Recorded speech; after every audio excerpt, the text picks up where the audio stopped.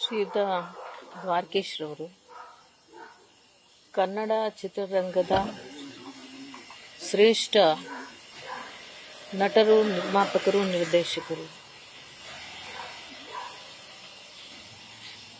ಜೀವನ ಪೂರ್ತಿಯಾಗಿ ಕಲಾ ಜಗತ್ತನ್ನ ಪ್ರೀತಿಯಿಂದ ಕಂಡಂಥವರು, ವಿಭಿನ್ನವಾದಂಥ ಸಾಧನೆಯನ್ನ ಮಾಡುವ ಕೈಂಕರ್ಯದಲ್ಲಿ ಸಕ್ಸಸ್ ಆದಂಥವ್ರು. ಕನ್ನಡದ ಚಿತ್ರರಂಗಕ್ಕೆ, ಕನ್ನಡದ ಭಾಷೆಗೆ ಚಿತ್ರಗಳನ್ನು ತಯಾರು ಮಾಡುವುದರ ಮೂಲಕ ಬಹಳಷ್ಟು ದೊಡ್ಡ ಕೊಡುಗೆಗಳನ್ನು ಕೊಟ್ಟಂಥವ್ರು.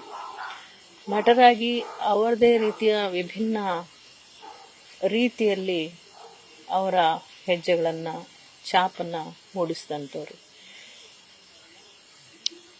ಬಹುಶಃ ಕನ್ನಡ ಚಿತ್ರರಂಗದಲ್ಲಿ ಇನ್ನೊಬ್ಬ ದ್ವಾರಕೀಶ್ ಅವರು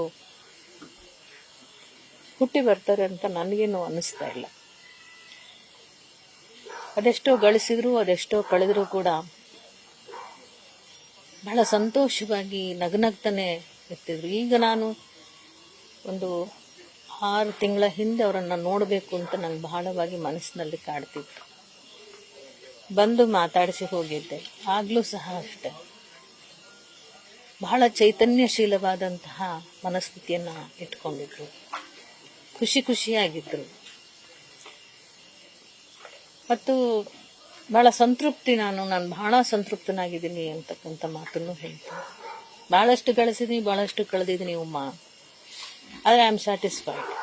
ಖುಷಿಯಾಗಿದ್ದೀನಿ. ನಾನು ಕೆಳ ಸ್ತರದ ಜೀವನ ಮತ್ತು ಮೇಲ್ಸ್ತರದ ಜೀವನ, ಸೌಲಭ್ಯಯುತವಾದಂಥ ಬದುಕು, ಬಹಳ ಎತ್ತರದ ಜೀವನ ಎಲ್ಲವನ್ನೂ ಕಂಡಿದ್ದೀನಿ. ಸೊ ನಾನು ತುಂಬಾ ಖುಷಿ ಪಡ್ತೀನಿ. I A very blessed man, happiest man the earth ಅಂತೆಲ್ಲ ನನ್ನ ಜೊತೆ ಚರ್ಚೆ ಮಾಡಿ ಖುಷಿಪಟ್ಟರು. ಚಿತ್ರರಂಗದಲ್ಲಿ 2 ಚಿತ್ರಗಳನ್ನು ಮಾಡ್ತಿದ್ದಂಗೆ ಕೈ ಸೋತು ಹೋಗುವಂಥ ಪರಿಸ್ಥಿತಿ ಇರುವ ದಿನಗಳಲ್ಲಿ, ಅಂತಹ ದಿನಗಳಿಂದ ಇಂತಹ ದಿನಗಳವರೆಗೂ ಕೂಡ ಸುಮಾರು 48 ಚಿತ್ರಗಳನ್ನು ಮಾಡಿದ್ದಾರೆ ಅಂತ ಹೇಳಿದ್ರೆ ಅದು ಅಸಾಮಾನ್ಯವಾದಂತಹ ಒಂದು ಸಾಧನೆ.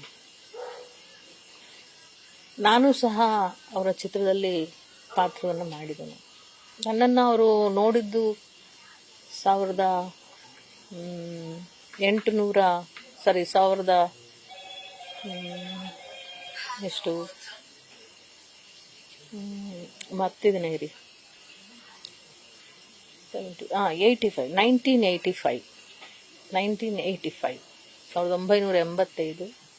ಸ್ನೇಹ ಸಂಬಂಧ ಅನ್ನುವಂಥ ಚಿತ್ರದಲ್ಲಿ ನಾನು ಮದ್ರಾಸಲ್ಲಿ ಶೂಟ್ ಮಾಡ್ತಾ ಇದ್ದೆ.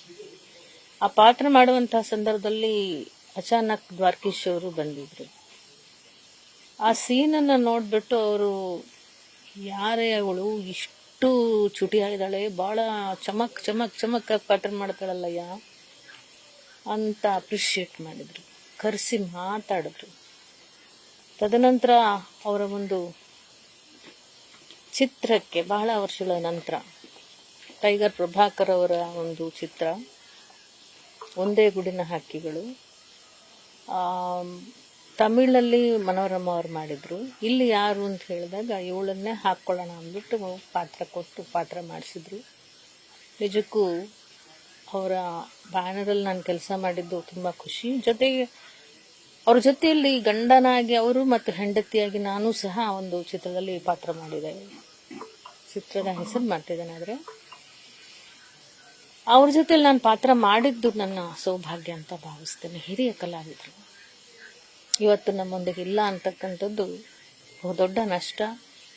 ಇನ್ನೊಂದಷ್ಟು ವರ್ಷಗಳು ಅವ್ರು ನಮ್ಮ ಜೊತೆಲಿ ಇರಬೇಕಾಗಿತ್ತು ಅನ್ನೋಂಥ ಆಸೆ ನಮ್ಮೆಲ್ಲರಲ್ಲೂ ಇತ್ತು. ಅದ್ರ ಜೊತೆಲಿ ಅಂಬುಜಕ್ಕ ಅವರ ಶ್ರೀಮತಿಯವರು ಬಹುದೊಡ್ಡ ಸಾಥ್, ಅವರ ಏಳಿಗೆಗೆಲ್ಲ ಬಹಳ ದೊಡ್ಡ ಸಾಥ್ ಕೊಟ್ಟಂಥವ್ರು ಅಂಬುಜಕ್ಕ ಅವರು ತಿಳ್ಕೊಂಡಂಥ ದಿನವೇ ಇವತ್ತೇ ಇವರು ಸಹ ತಿಳ್ಕೊಂಡ್ರು. ಅಂದರೆ ಅವರಿಬ್ಬರ ಮಧ್ಯೆ ಇದ್ದಂತಹ ಪ್ರೀತಿ ಹೇಗಿತ್ತು ಅನ್ನೋದಕ್ಕೆ ಇವೆಲ್ಲವೂ ಒಂದು ಸಾಕ್ಷಿ. ಸೊ ಹಾಗಾಗಿ ಅವರ ಆತ್ಮಕ್ಕೆ ಶಾಂತಿ ಸಿಗಲಿ, ಅವರ ಕುಟುಂಬ ವರ್ಗದವರಿಗೆ ಈ ಒಂದು ನೋವನ್ನು ಭರಿಸುವ ಶಕ್ತಿ ಸಿಗಲಿ. ಒಟ್ಟಾರೆಯಾಗಿ ದ್ವಾರಕಿಯವರ ಬದುಕು ತೆರೆದ ಪುಸ್ತಕ ಇದ್ದ ಹಾಗಿತ್ತು. ಯಾವುದನ್ನು ಮುಚ್ಚಿಡ್ತಿರ್ಲಿಲ್ಲ. ಮಕ್ಕಳ ಜೊತೆ ಮಕ್ಕಳಾಗಿ, ಸ್ನೇಹಿತರ ಜೊತೆ ಸ್ನೇಹಿತನಾಗಿ, ತಂದೆ ಮನೆಗಾದರೂ ಕೂಡ ಎಲ್ಲರ ಜೊತೆಯಲ್ಲೂ ಕೂಡ ಸ್ನೇಹವತ್ತಾದ ಸಂಬಂಧವನ್ನ ಇಟ್ಕೊಂಡಿದ್ದಂಥವ್ರು. ಯಾರಿಗೂ ನೋವು ಮಾಡದೆ ಒಬ್ಬ ಒಳ್ಳೆಯ ನಿರ್ಮಾಪಕನಾಗಿ ಚಿತ್ರರಂಗದ ಬಗ್ಗೆನೇ ಹೆಚ್ಚು ಚಿಂತನೆಯನ್ನ ಮಾಡ್ತಾ ಸಿನಿಮಾವನ್ನ ಒಂದು ಪ್ಯಾಷನ್ ಆಗಿ ತಗೊಂಡು ಅದ್ರ ಜೊತೆನೇ ಜೀವಿಸಿದ್ರಲ್ಲ, ಅದು ಬಹುದೊಡ್ಡ ಸಾಧನೆ. ಸೊ ಅವರ ಆತ್ಮಕ್ಕೆ ಶಾಂತಿ ಸಿಗಲಿ ಅಂತ ನಾನು ಆ ದೇವರಲ್ಲಿ ಪ್ರಾರ್ಥನೆ ಮಾಡ್ತೇನೆ. ನಮಸ್ಕಾರ. ನ್ಯೂಸ್ ಫಸ್ಟ್ ನಿರ್ಭೀತಿಯಿಂದ ನಿಮ್ಮ ಪರವಾಗಿ.